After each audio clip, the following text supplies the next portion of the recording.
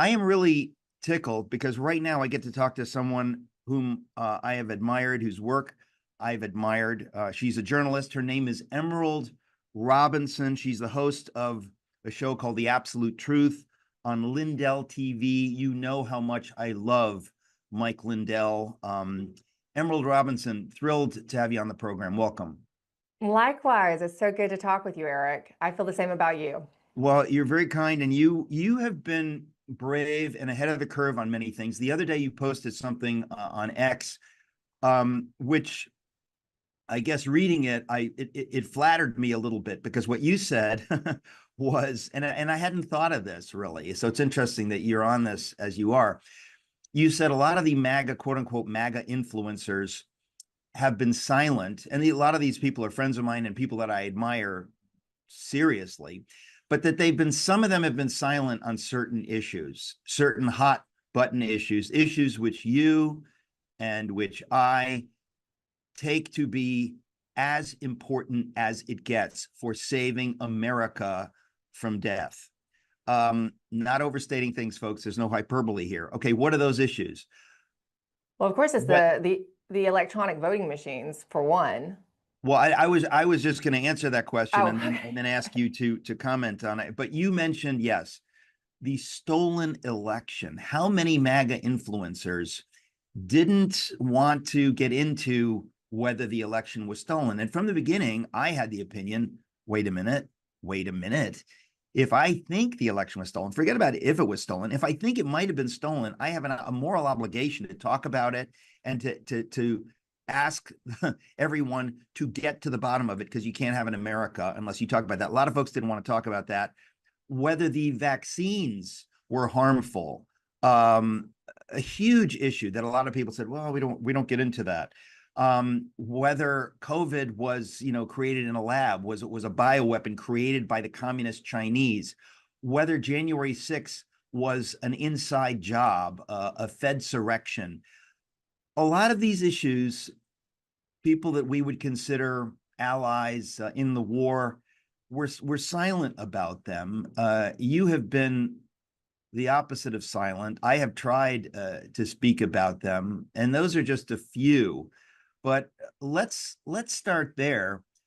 How do you think we're doing now? Because at least I'll say I think we're doing better. That I knew this information by the grace of God eventually would come out, and it is coming out. The Russia hoax, the stolen election, the harm of the COVID vaccines, what J6 really was, and on and on and on. So let's start there. How do you think we're doing?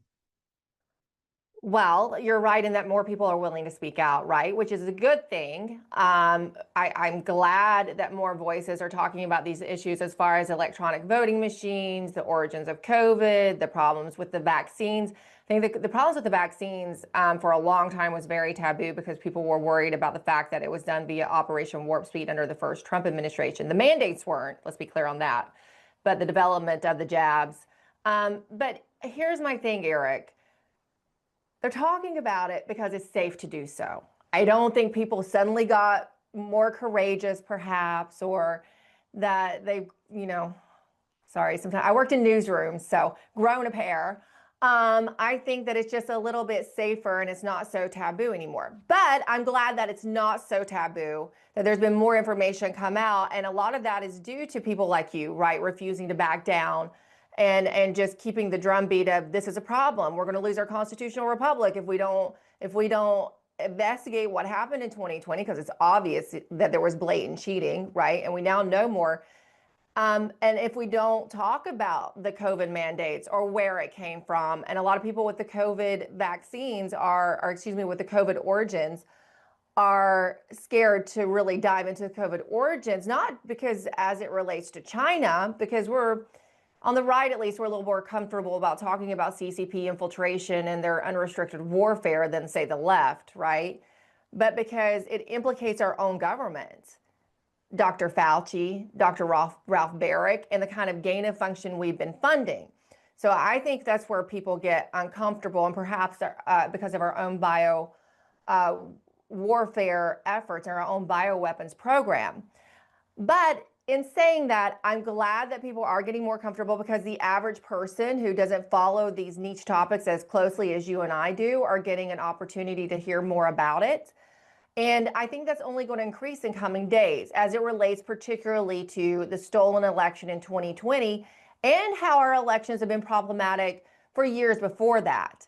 I think that they've done a good job. I would like to see it go a little bit faster, of course, because I understand that we're coming up on midterms and Democrats hope to flip the balance of power. And if they do, then it's going to really make any of these efforts much more difficult as far as transparency and being effective. But I think in rolling out Russiagate in the way that they have, that Tulsi Gabbard has, I just wish it happened a little bit sooner, is effectively laying the groundwork for Americans who have not been where we are in this space for so many years to understand, okay, there's major corruption. And it makes it easier to understand then that that same kind of corruption exists in our elections. And of course, they had no problems working with foreign entities and foreign governments to essentially overthrow our election process and put in an illegitimate president. Well, I mean, I guess folks who listen to me on this program have heard me talk about this a lot, but I don't think people understand when you talk about things, I mean, words can sometimes just be words. You say, oh, it's a scandal. Oh, it's one of the worst scandals in our Mm-hmm. No. That's like, if you say, if your children are raped and murdered and you say, oh, this is one of the worst crimes we've had, you'd say, what, one of the worst crimes. It doesn't get more horrible and more existential than rape and murder in your family. And so there's a sloppiness when we say, oh, it's a scandal. It's like Watergate. No, nothing compares. What we're talking about is destroying our nation. What we're talking about is a concerted effort, I mean, on various fronts, which we'll get into, to take our sovereignty from us, to destroy we the people, to say we the people do not have a voice. These elites are going to make decisions for us. But I think really, Emerald, I mean, I keep referring to the fact that I'm working on a book on the American Revolution right now. And it's interesting because when you see how we came into being 250 years ago, you see who we are and what we need to get back to. This idea, this wild idea that we would govern ourselves, that no one would govern us. No government's going to govern us. We the people, we are the government. We elect representatives. Civics has not been taught over the decades. And so the only way all of this could have happened is for enough people not to quite understand what is the difference between us, for example, and Germany or France or England or Canada, to kind of think we're all sort of the same. We're not sort of the same. We really have some radical ideas at the heart of who we are. And what you and I and many others have been talking about is how there has been a concerted effort to end the founders' vision as we have in the Declaration and the Constitution, and they almost got away with it. You're absolutely right. And I love that you're writing a book on the American Revolution. I have a 9-year-old, so we're very much in it and talking about it with him in school. And it brings back so much for me, and especially in this moment when we are fighting for our constitutional republic, because let's be honest, that's what we're doing. And I actually live near Charlottesville, Virginia. And I live on a property that used to be part of Thomas Jefferson's father's farm. So it's really nice. I feel the spirit of 1776 right here at home every day. And it's been very inspirational to me. That's when I left DC, that's where I went to.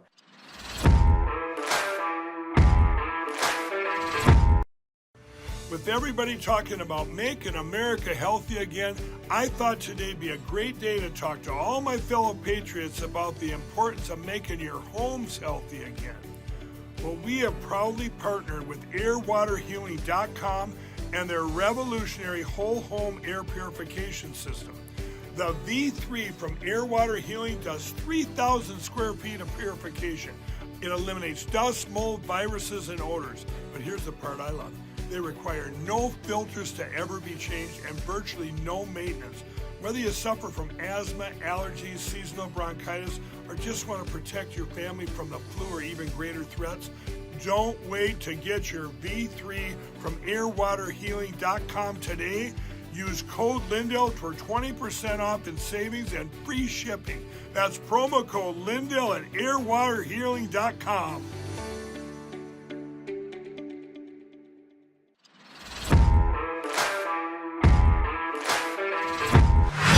We've had a nation for 250 years that has been unlike any nation in the history of the world. And it's my thesis that most Americans in the last, say, 50 years, we have slid away from understanding the radical nature, this gift that we have given to us by God through the founders, that we can govern ourselves. And we've slid away from it. And there's profound cynicism in the Beltway, in the Uniparty, in the deep state. They don't really believe this stuff anymore.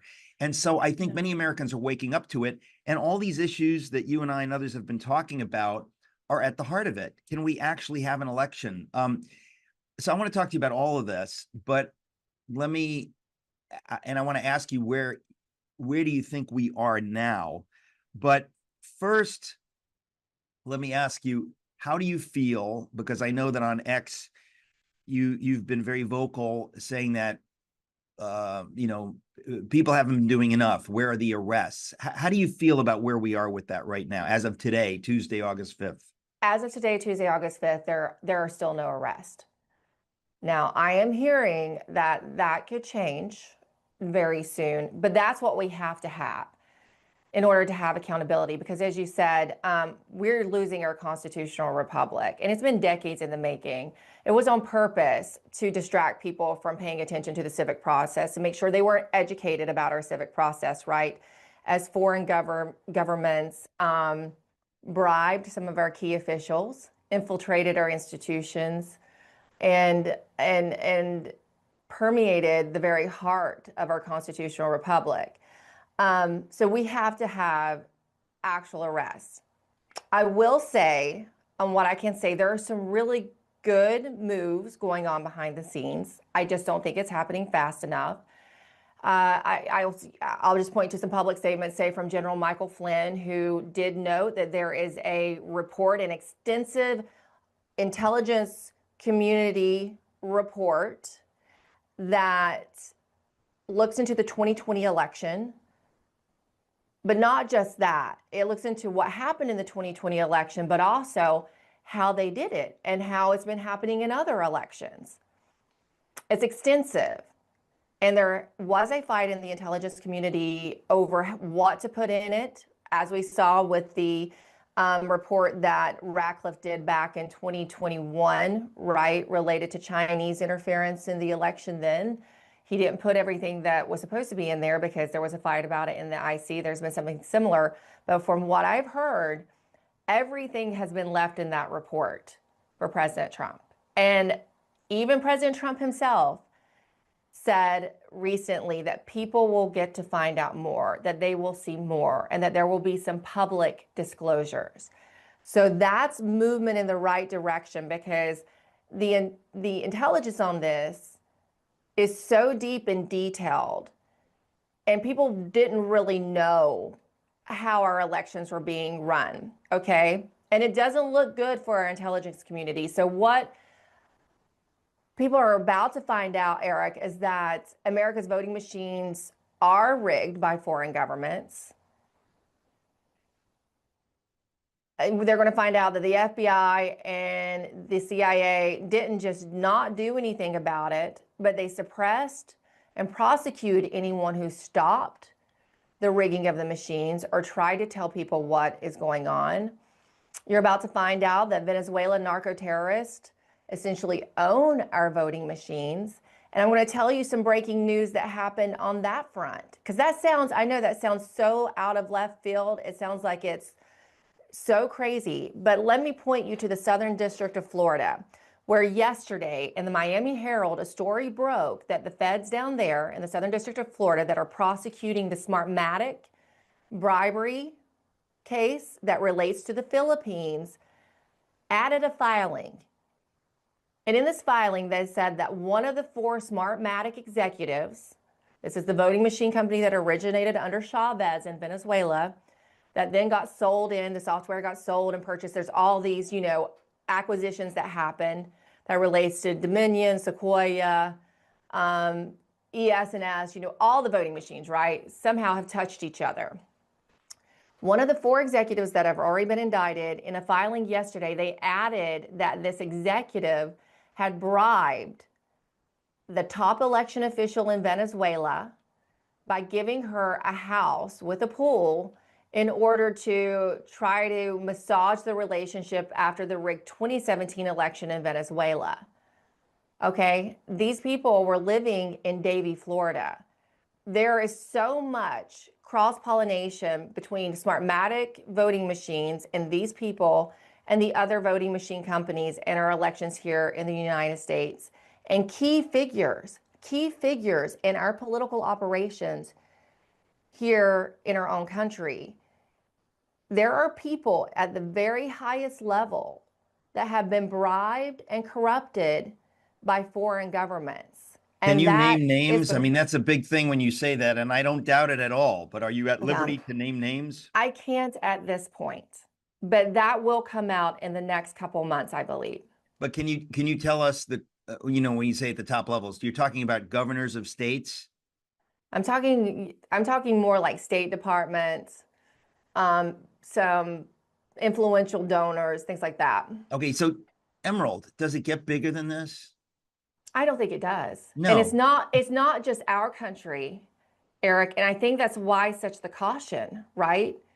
This could look at what we found out from USAID. And again, that's laying the groundwork for explaining to the American people what's been happening in our elections. You have to remember, USAID is essentially like the CIA slush fund, right? We've essentially established that with the DOJ efforts to promote transparency there.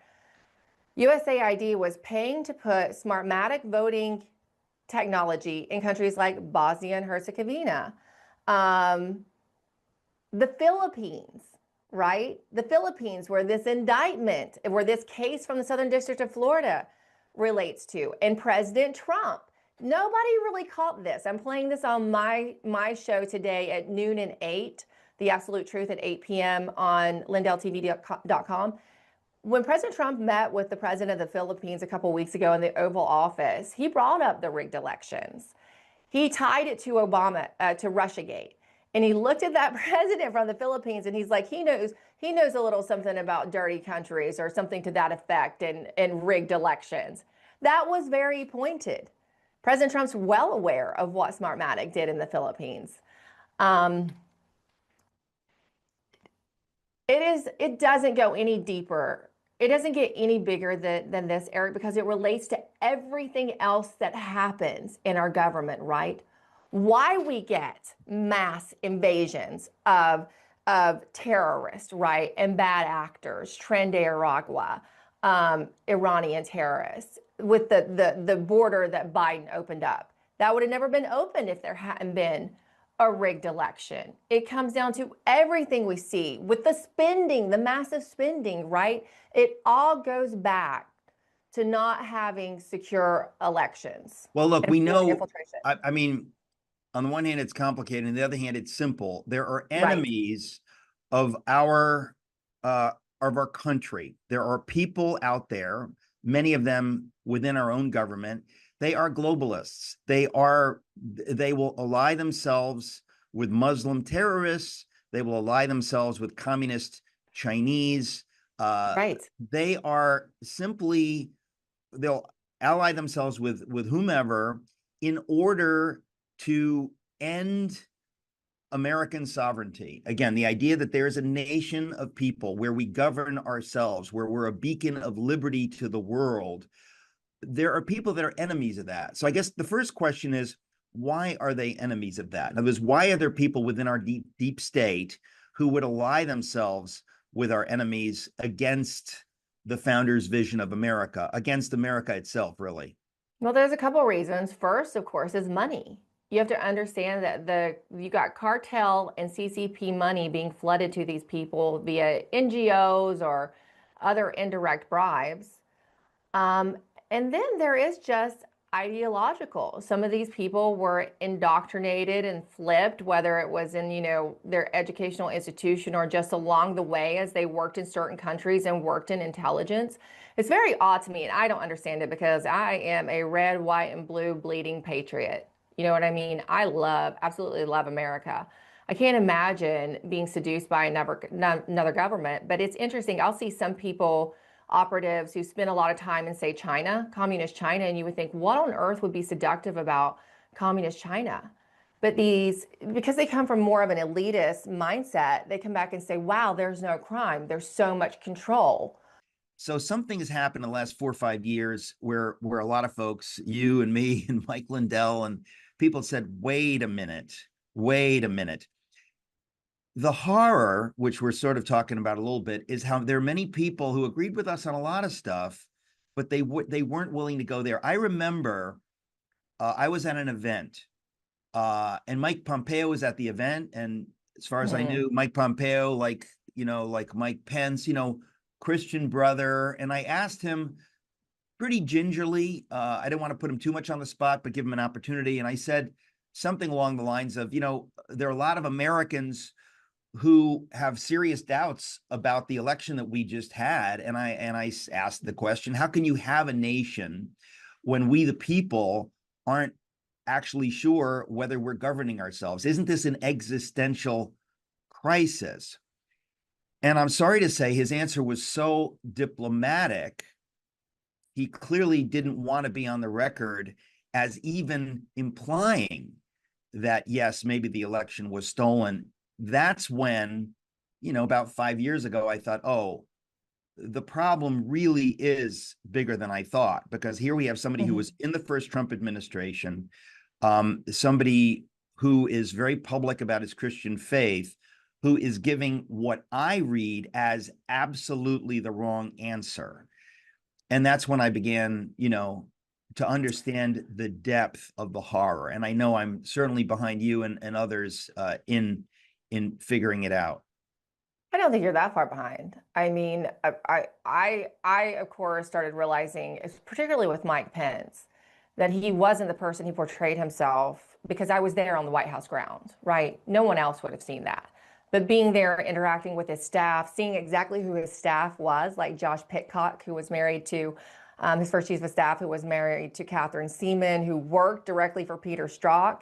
And it was obvious that there was a mole in the VP's office. His staff was so subversive to the first Trump administration. And they were the ones when, Ukraine, the Ukraine impeachment hoax happened. You had Jennifer Williams from Vice President Pence's office testifying, and I identified him just because I was there, right? And I had to interact with them, and the way they treated me, I just knew something wasn't right. And actually being there and shaking his hand and talking to him, I realized this is not the man that I've seen on TV. So that's the only reason, I would say I was ahead. And then in 2020, I didn't realize our elections were as bad as they were. But you know who did know? Was Mike Pompeo. And there is a lot more that will come out there. But I can tell you this, I can say, when he works for Fox, right? He was briefed on a lot of this information that is now being investigated behind the scenes. He got an early briefing when he was at Fox News, because Fox was in litigation. And as soon as he heard a few names in that briefing, he calls up Paul Ryan and they shut it down. And the Fox settled almost immediately after that.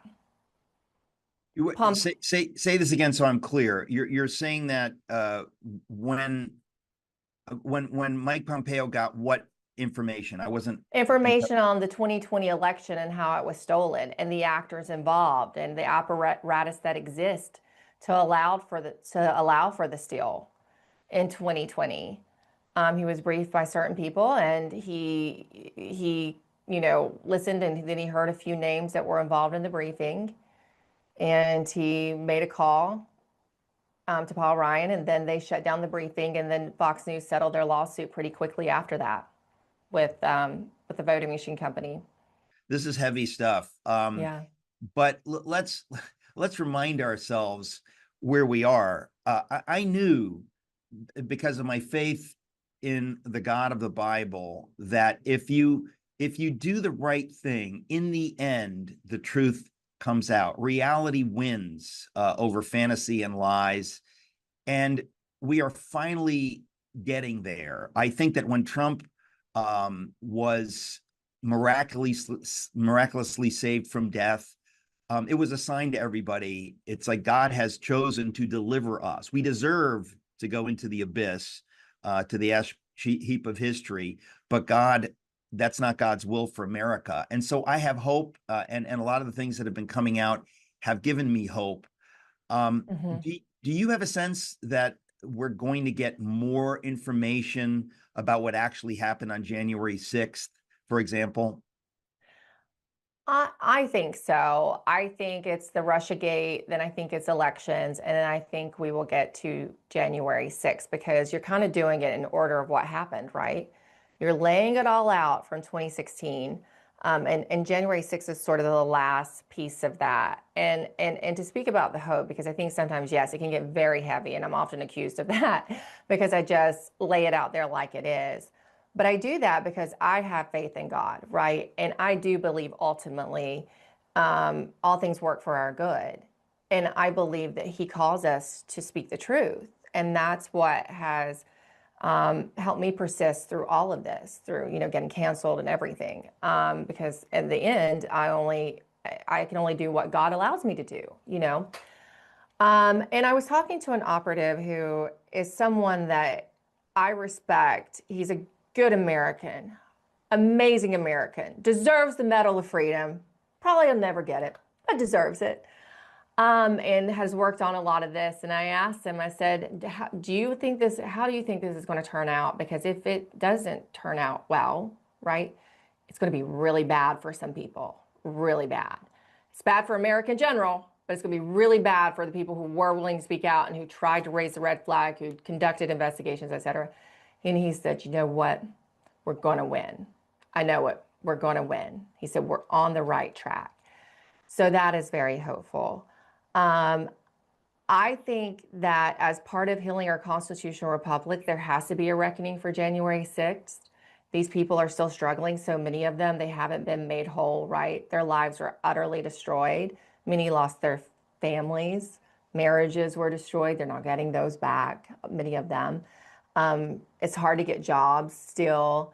They're living with this every day. I don't know any more explicit information about January 6th. I'm much more read in on, the other two issues, but I do believe in looking at the way they're laying everything out, that yes, that will ultimately come. And it needs to come, like I said, for full accountability and for the full healing of our constitutional republic and to get us back on track.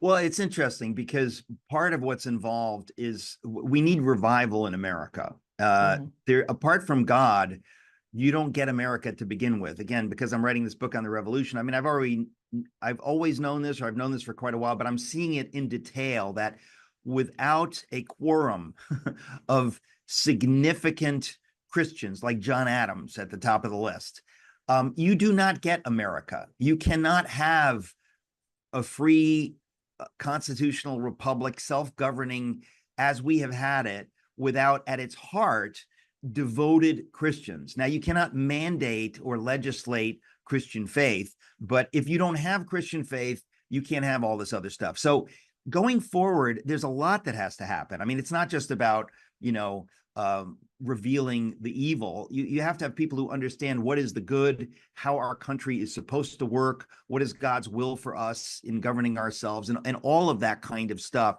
And so I'm hopeful for a general reset. I mean, I think it's happening on many, many levels. I mean, on some level, I think we have to repeal the sexual revolution. I mean, the horror of what has happened from the 1960s on, broken families, and all of this, of course, leads to everything else. I mean, all this stuff is related.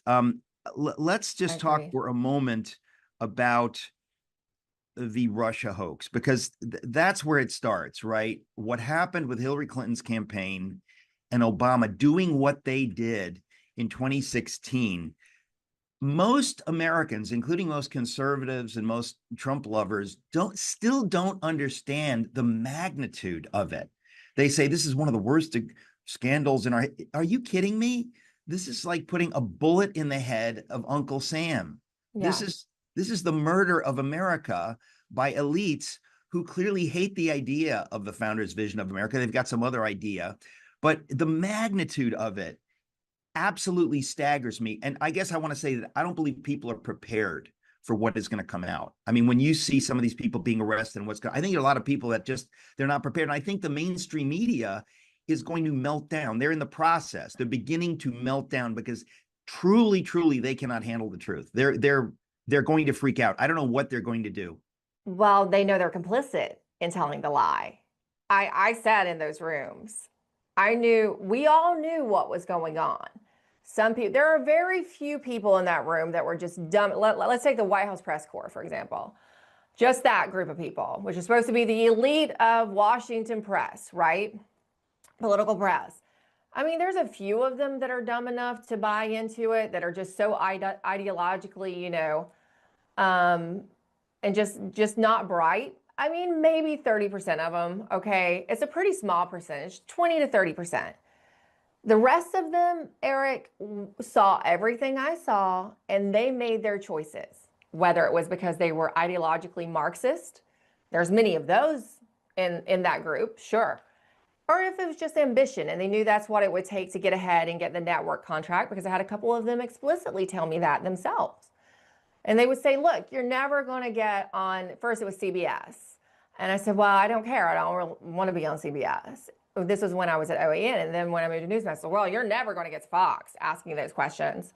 I'm like, it's okay, because they've thrown me out pretty quickly anyway. But the press has a right. And when they look at people that tell the truth and who wouldn't go along with the narratives that perpetuated Russiagate, they're so sheepish. At the heart of everything we're talking about is, I've always said, it's why I wrote my book, Letter to the American Church. How does evil take over? How did evil take over in Germany? It's not because everybody signs up to worship Satan. Some do for the power, for the raw power.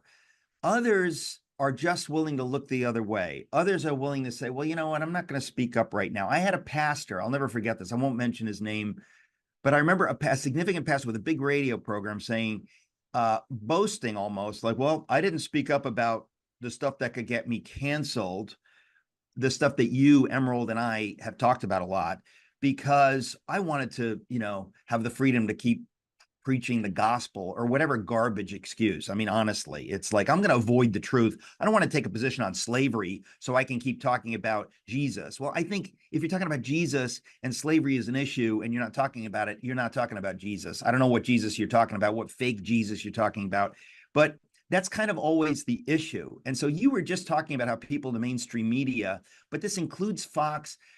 There's always going to be a continuum. Fox. Yeah.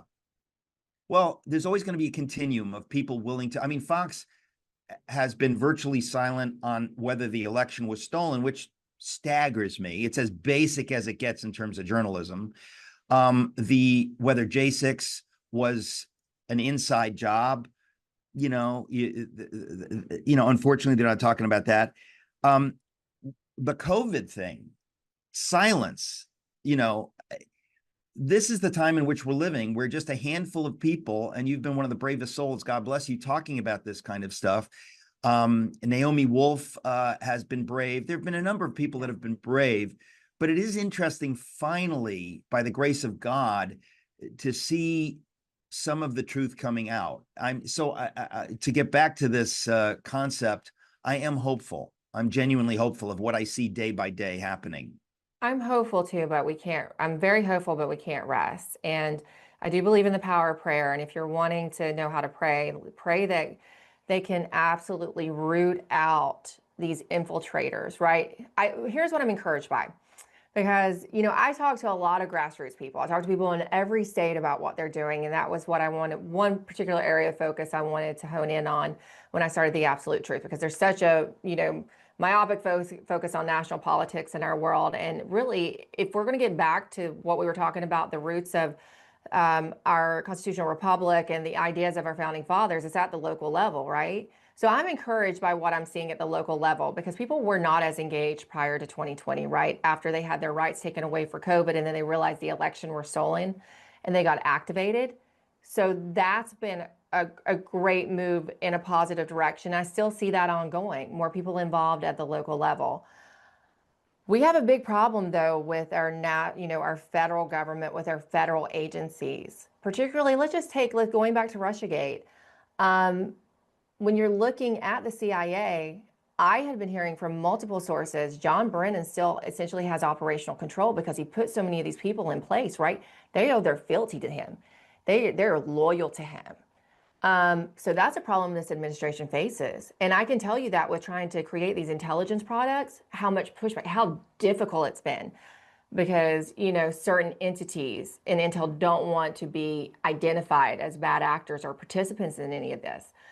And so there's where there needs to be an area of prayer because that is going to take very courageous members of the administration, right? You got to have firings. You got to let these people go. And yeah, you might be really low on staff, right? But you're going to just have to do a clean out. So that is something that still needs to happen. And if that starts happening, I'm going to be more hopeful as well. I am hopeful because for once, at least people are understanding the problem. Think about where we were prior to 2020. So many people were blind. We just had no idea.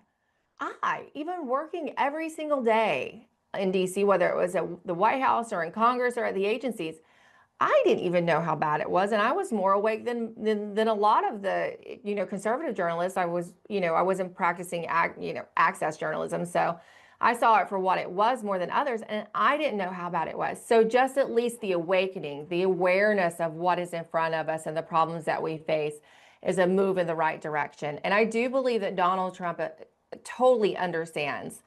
I do believe he understands the problem. He understands how bad it is. He just needs those people around him. He is one person, okay? And I know people get frustrated, and even I do sometimes, right? He is one person. He needs these other people around him to step up and help root this out because people can do it at the local level, but we also have to wipe out the people in these agencies that we've given these agencies so much power, Eric. We've given over our sovereignty to the intelligence community, right? And what is a growing surveillance state. And we have to kick against that. Well, look, I think the one thing that I'll say is that what gives me the most hope is that Donald Trump clearly knows what's going on. And he is such a poker player. He is not going to say what he doesn't need to say. He'll pretend that there's nothing to see here. Meanwhile, I'm sure he has directed his people to be, making copies of things. In other words, I don't think that he or his administration are at liberty to reveal everything that's going on. And so to some extent, we're obliged to trust him. And I think he has given us enough hints from the way that he's talked that he is deeply sickened by what he has seen, and he's instructed his people to do what needs to be done. So I sometimes think that when we're calling for arrests, my question is only what is best for the country, and we want to see arrests, but if it means that it's almost like if you have a criminal in your sights and you're like putting something in place so that he can't get away. You're doing that rather than arresting him and not knowing how that's going to go. You're sort of trying to put some things in place.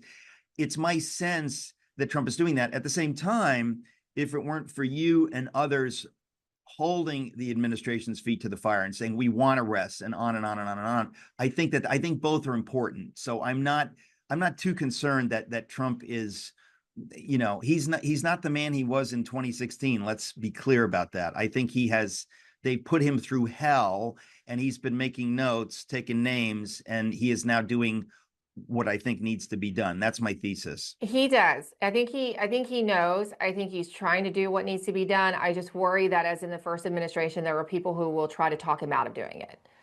I think overall, there's probably a better group around him, but I can tell you, such as like Pat Cipollone, the White House counsel from the first term, he was so bad for getting in Trump's ear and telling him he couldn't do something. and he couldn't fire this person, or he had to adhere to this. And I just don't want people around him to talk him out of things. I think that's a possibility. I think there is real concern, like you expressed, and I think it's a valid concern, though I think overall for saving our country, we have to have arrests for true accountability.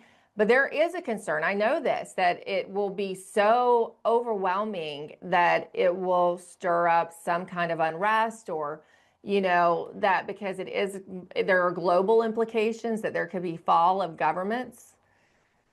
Well, You know, that's the point. I think I would say I don't care. Let there be unrest. There needs to be. I mean, by the way, there will that's be how I unrest. feel. There'll be unrest on our side. I mean, Yeah. look, when you have cowards like John Roberts say, well, that case doesn't have standing for the Supreme Court to look into whether the election was stolen. That's John Roberts not doing his job, being a coward. It is your job, sir, to call balls and strikes, not to worry if the fans will get upset when you call it a strike and they think it was a ball. That's not your job. And if you don't understand your job, you shouldn't have the job. Shame on you. You shouldn't have accepted the job. So when you have people like that saying, well, there's going to be unrest, there will be unrest on the other side. It may be inevitable that there is unrest. Who cares? Your job is to do your job. And this is what astonishes me, Emerald, is that there are people, they only worry about unrest on the left. They don't worry about unrest on the right, that people who love America are going to say, enough is enough. Friends of mine have been arrested and put in solitary confinement for doing nothing. Do you think I won't be upset? And so the left always has this threat, that we're going to unleash George Floyd du jour riots, Antifa riots, whatever it is. But they don't worry that there could be unrest on the other side, or they kind of, maybe they'll because there's usually not, Eric. Yeah. Because we're good, Bible believing conservatives who are going to work and doing the right thing, raising our families, and we don't like to cause a problem, right? We've been so ingrained with being well behaved, and that, somebody's going to take care of it, and I believe God will, but I also believe that God expects us to step out in courage as well, and speak up. So that's sort of how we've been. So yeah, they're not that worried about us. And January 6th was sort of the sole event, right, where people did, and they quashed that very quickly because they understand how dangerous it was for them. So they had to make examples of those people. They had to throw your friends in solitary confinement to send a message to you that this is what will happen to you. We can do it all day long. I think that a lot of this stuff, what we're talking about, it's kind of like, it develops, it takes time. In the beginning, there are people like you who will speak boldly. Eventually, information comes out, thanks to you, and more people are willing to talk about it. And I think we're at that point now with the COVID vaccine. I mean, Marty Makary, the head of the FDA, yesterday said that the COVID vaccine, we made the COVID vaccine. I'm sorry, that the COVID virus, we made that. That was gain of function stuff. He actually, this is the FDA. So every day, more and more stuff is coming out that people are forced to talk about. I guess the question is, when will the mainstream media? Yesterday, I think MSNBC, CNN, this is their latest gambit to get out of trouble. They are pretending that the real issue is the Epstein story, which they never cared about. And they are pretending that Trump and company are talking about the Russia hoax and this nightmare to distract people from the Epstein thing, which is hilarious because guess what? It's the opposite, of course. They're talking about Epstein to distract us from the most important thing in our lifetimes, which is people like Obama and Hillary Clinton trying to steal America from we the people. So I guess the question is, what will it take for the mainstream media to begin covering this? And will there be any in the mainstream media who actually will have the guts to say, we got it wrong? I am less hopeful on that than any aspect of this issue that we've talked about before, because again, it points the finger right back at them. I was just having this conversation with my team earlier this morning. Maggie Haberman was right in there, right, reporting on the Russia hoax. She's so implicated in this. When she was at the New York Times, they won an award for it. CNN won a White House Correspondents Association award for reporting on what is an obvious lie and is coming out as a lie. So they are so guilty in all of this as well. I think it's very difficult for them to backtrack. And I don't think they will, because if they're all in on it together, and if people aren't watching the other information, it's easy for them just to kind of ignore it, talk about other items, spin it in a way that doesn't hurt what they reported on before.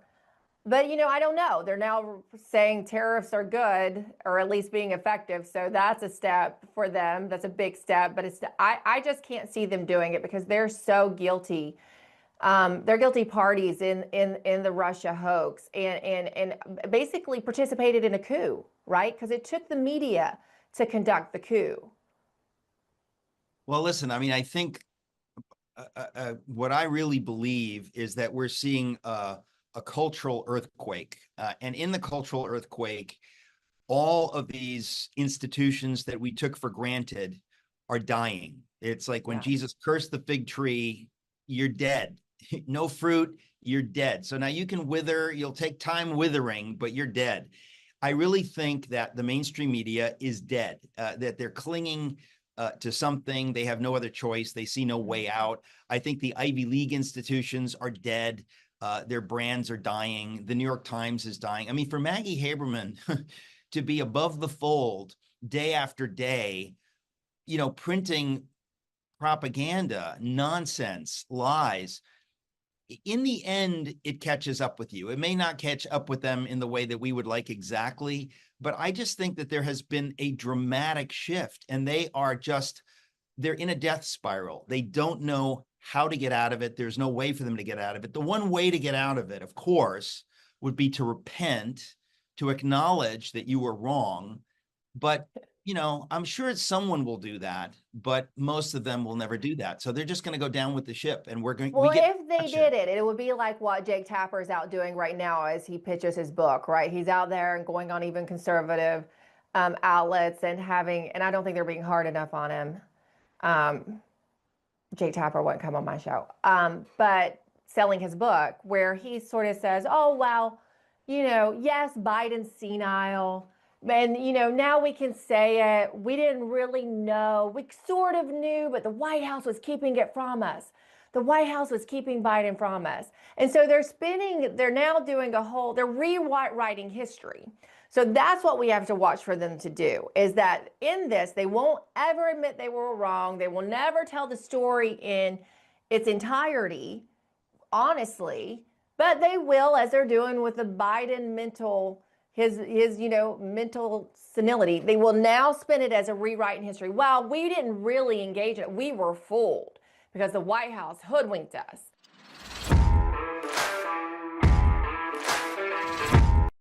The last time President Trump was in office, gold soared 50% and silver went up a huge 53%. Americans who invested in silver and gold during Donald Trump's first presidency are very happy that they did it. And right now, gold continues to soar to the highest numbers in history. These gains are just an appetizer for what's to come. Some market analysis are saying that gold is predicted to rise another 30% in the next year alone. So now's the time to invest in gold and silver, and that's why I partnered with Fisher Liberty Gold. Fisher Liberty Gold is a conservative-owned and operated precious metals investment company. They even helped my good friend President Trump get elected through their contributions to Turning Point USA and other conservative groups. I have dedicated my life to ensuring that people get the best sleep ever. And in addition to owning a MyPillow, I can now sleep well at night knowing that you can all protect your savings with precious metals with Fisher Liberty Gold. With Fisher Liberty Gold, you can sleep well knowing that your retirement is secure. And if you call now, you're going to receive your very own presidential gold guide and qualify for up to $20,000 in free silver. But wait, there's more. Call now or text metals to 26786 to receive your presidential gold guide from Fisher Liberty. And for a limited time, I will send you a free MyPillow for qualified accounts. This presidential gold guide from Fisher Liberty will tell you exactly why you need to own gold even while Donald Trump is president. And just by calling in, you get a free MyPillow for a limited time for qualified accounts and up to $20,000 in free silver. So don't wait. Call 1-888-4GOLD-19 or text METALS to 26786 today. That's 1-888-4GOLD-19 or text METALS to 26786 today to receive your free MyPillow and up to $20,000 in free silver.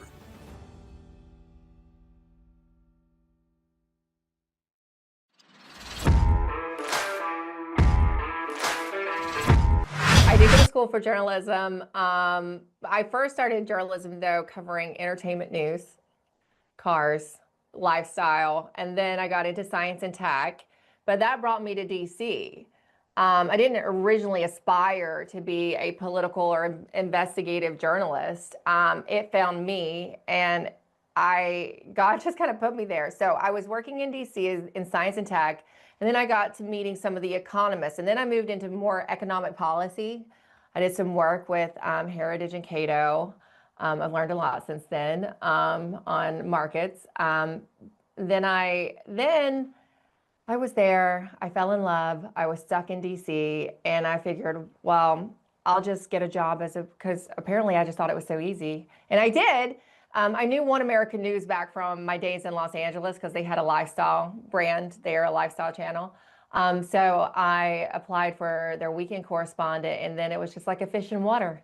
I mean, I was just really geared for politics and investigative journalism. So I worked at One America, then I went to Newsmax, and then, I refused to stop reporting on the detrimental effects of the vaccines and the development of them, and that got me in trouble.